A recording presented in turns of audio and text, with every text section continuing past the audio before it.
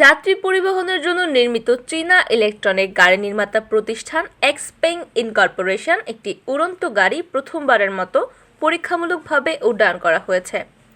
মধ্যপ্রাচ্যের দেশ সংযুক্ত আরব আমিরাতের দুবাইয়ে এই উড়ন্ত গাড়ির উড্ডয়ন সফল হয়েছে বলে প্রতিষ্ঠানটির কর্মকর্তারা জানিয়েছেন।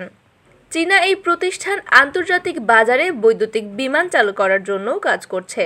ব্রিটিশ বার্তা সংস্থা রয়টার্স বলেছে, X2 নামের এই উড়ন্ত গাড়ির 2 আসন বিশিষ্ট।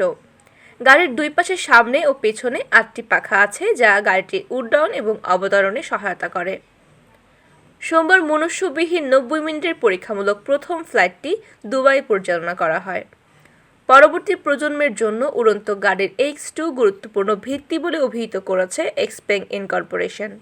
এক্সপেং এরোটের মহাব্যবস্থাপক মিনগুয়ান কিউ বলেছেন, আমরা আন্তর্জাতিক বাজারে ধাপে ধাপে অগ্রসর হচ্ছি। বিশ্বের সবচেয়ে উদ্ভাবনী শহর হওয়ার প্রথমে আমরা দুবাইকে এই গাড়ির পরীক্ষামূলক উড্ডয়নের জন্য বেছে নিয়েছি।